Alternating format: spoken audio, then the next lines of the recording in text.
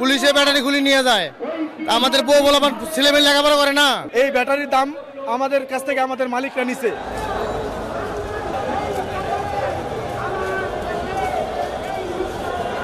আমরা route permit অনুযায়ী যৌক্তিক রুট পারমিট অনুযায়ী গাড়ি চালাতে চাই। যদি না অন্যায় রায় প্রত্যাহার করা না হয় তাহলে আমরা রাজপথ ছেড়ে যাব না।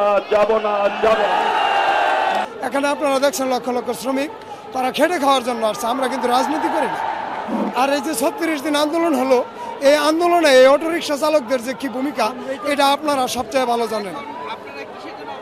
আমরা আমাদের একটাই অবস্থান, সেটা হলো কি, আমাদের একটা বিকল্প কর্মসংস্থান না করে এ ধরনের রায় প্রত্যাহার করতে হবে এবং আগামীকাল থেকে আমরা ট্রাফিক আইন মেনে আমাদের অটো পরিচালনা করা ধরবো। যদি কোনো বাধা আসে আমরা সম্মিলিতভাবে মোকাবেলা করব। পুলিশে ব্যাটারি খুলে নিয়ে যায়। আমাদের বউ বলাবার ছেলেমেয়ে লেখাপড়া করে না। আমরা কি চলতে পারবো না দেশে? আমরা কি দেশের নাগরিক না? হ্যাঁ, বুঝি না কথা।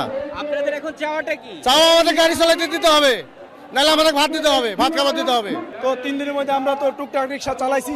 চালার পরে অনেক জায়গাতে যেমন জিকাতলা, শঙ্কর, আবাহনী মাঠ, এই জায়গা থেকে আমাকে অনেক রিক্সা ধরে লয়ে গেছে, অনেক ব্যাটারি খুলে লয়ে গেছে। প্রায় 1000-এর উপরের গাড়ির ব্যাটারি তারা খুলে নিয়ে গেছে। এই ব্যাটারির দাম আমাদের কাছ থেকে আমাদের মালিকরা নিছে। এক সেটের ব্যাটারির দাম 24 থেকে 25,000 টাকা তারা আমাদের কাছ থেকে নিছে। এই হুট করে বন্ধ করার দাবি, এজন্য আমরা এই জায়গায় আজকে আসছি। ঠিক আছে, আমাদের দাবি মেনে নেওয়ার জন্য সরকারের কাছে আমরা মন্তব্য রাখছি, আহ্বান রাখছি। এবং কি আমরা কয়েকটা জায়গা সরকারের কাছে চাইছি এবং কি আমরা বলছি যে আমরা মহাসড়কে উঠবো না, আমরা মিরপুর রোডে উঠবো না।